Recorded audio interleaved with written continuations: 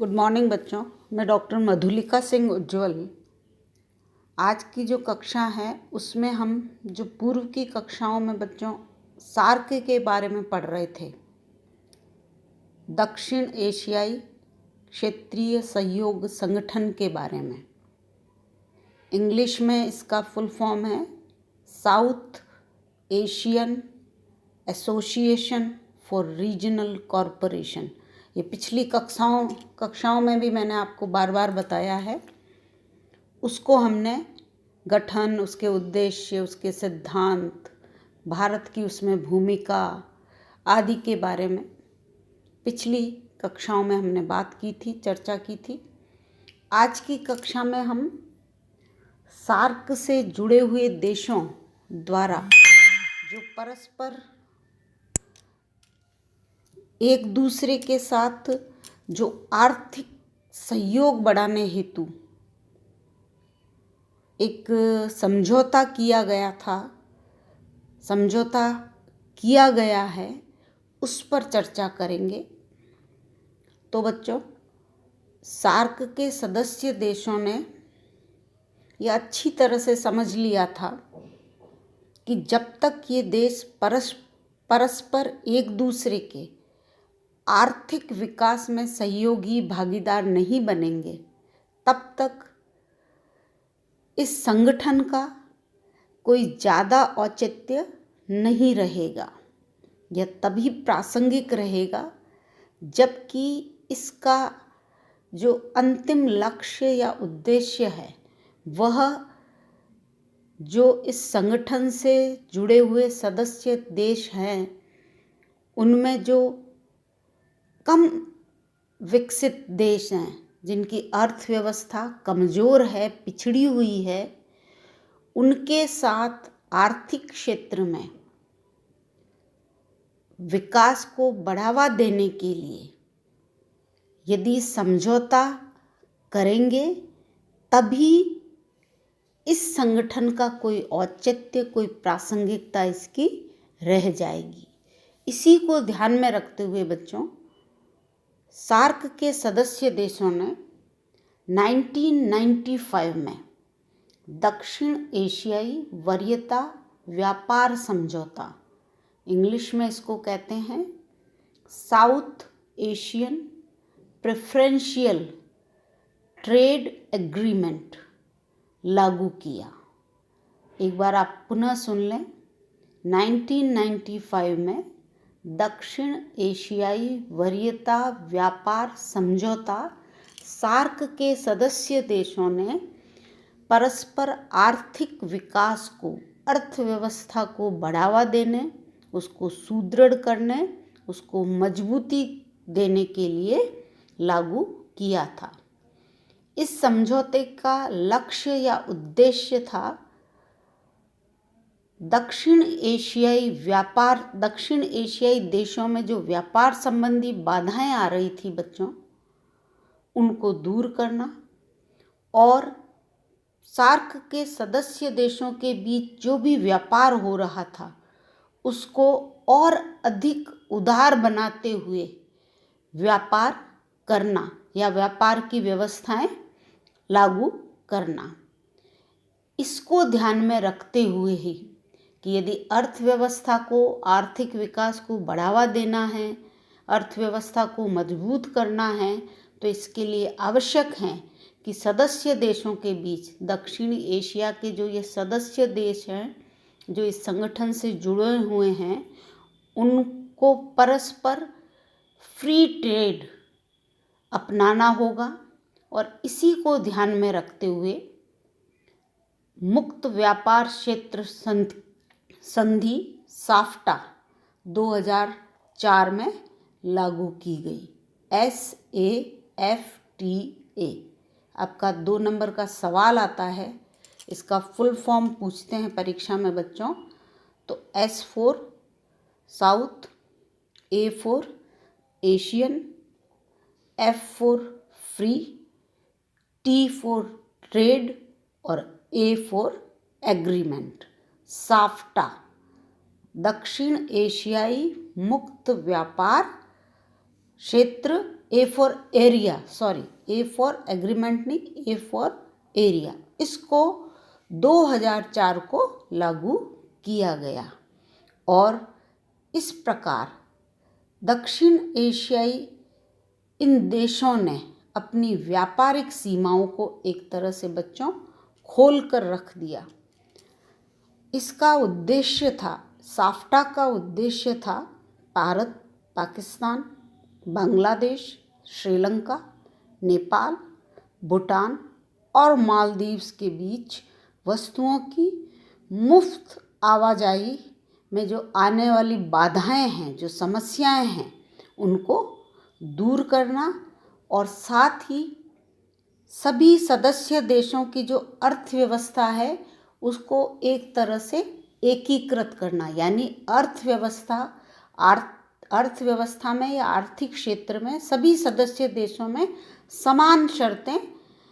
बनाना, जिससे कि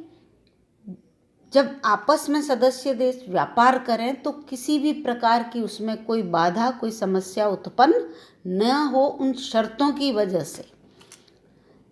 इस समझौते को जो लागू करने का समय था बच्चों, वह उसकी जो सीमा थी वह रखी 1 जुलाई 2006। समझौते को लागू करने की जो समय सीमा तय की गई थी वह 1 जुलाई 2006 की गई, यानी 1 जुलाई 2006 से सार्क के सभी सदस्यों देशों के बीच जो अर्थव्यवस्था या व्यापारिक नीतियों का है, जो वस्तुओं का आदान प्रदान है, वो पूरी तरह से मुक्त होकर समान शर्तों पर सभी सदस्य देश एक दूसरे देश के साथ व्यापार करेंगे। सदस्य देशों के, अब व्यापार की बात करूं बच्चों की इन देशों में परस्पर व्यापार कितना हो रहा है, तो आप खुद देखिए कि लगभग इन सार्क के सदस्य देशों के बीच 5.2 अरब डॉलर का व्यापार हो रहा है। 5.2 अरब डॉलर के बराबर इन सदस्य देशों के बीच व्यापार हो रहा है। यहाँ पर मैं यह भी बताना चाहूँगी आपको बच्चों कि जो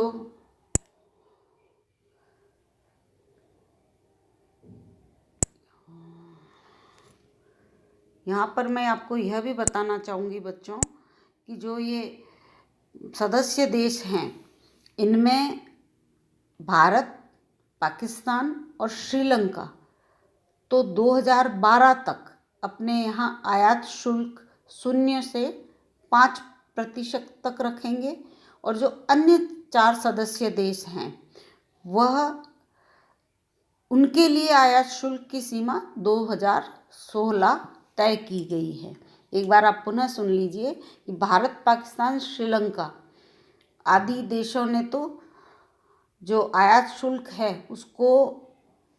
0 से 5% तक करने का जो लक्ष्य रखा है वह 2012 तक रखा है, परंतु जो अन्य सदस्य देश हैं उनके लिए यह समय सीमा 2016 है। इस समझौते के तहत क्या होगा बच्चों कि जो प्रत्येक सार्क का सदस्य देश है वह अपने यहाँ जितने भी संवेदनशील उत्पाद है उनकी एक सूची बनाएगा, जिन पर कि कोई भी शुल्क कटौती नहीं की जाएगी। अब भारत की बात करूं यहाँ पर मैं, तो भारत ने ऐसी 884 वस्तुओं की सूची बनाई है जो संवेदनशील हैं और जिन पर व्यापार कर कम नहीं किया जाएगा, यानी इनको छोड़कर जितनी भी वस्तुएं हैं उनमें व्यापार कर कम किया जाएगा। जो हमने ऊपर में बात की है 0 से 5% तक करने की, वह कर सकता है भारत। साथ ही बच्चों जो इसके सदस्य देश हैं सार्क के, वह लगभग 226 वस्तुओं पर 10 से 100% तक की जो उनकी प्रशुल्क शुल्क है उनमें छूट भी दी जाएगी। तो इस प्रकार से मैं आपको सिर्फ इतना ही कहूँगी कि साफ्टा सार्क के सदस्य देशों के बीच एक ऐसा व्यापारिक समझौता है जो इन सदस्य देशों में परस्पर व्यापार में आने वाली समस्याओं और बाधाओं को दूर करने के लिए सभी देशों में, इस संगठन से जुड़े हुए सभी देशों में, विशेषकर जो कमज़ोर और पिछड़ी हुई आर्थिक स्थिति वाले देश हैं, उनकी सहायता के लिए यह समझौता लागू किया गया है, जिससे कि जो व्यापारिक शर्तें हैं जिसके तहत कि ये सदस्य देश आपस में व्यापार करते हैं बच्चों, वह इतनी सरल, इतनी सुलझी हुई हों कि इनको व्यापार करने में कोई दुविधा न हो, पहली चीज़। और दूसरा कि संवेदनशील वस्तुओं की जो सूची बनाई है, उसके अलावा जिन भी वस्तुओं का ये व्यापार करते हैं उनमें लगभग पूरी तरह से उनमें शुल्क की छूट मिल जाए उनको। परंतु आपको भी पता है बच्चों कि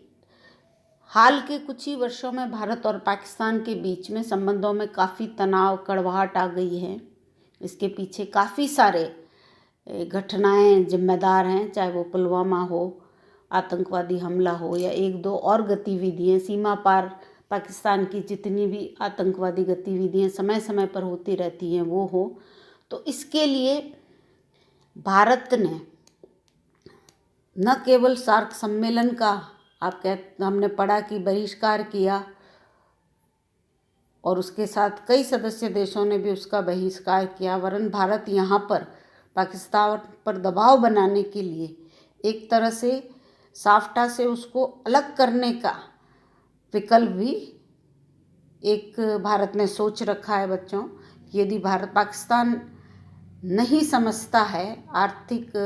आतंकवादी गतिविधियों पर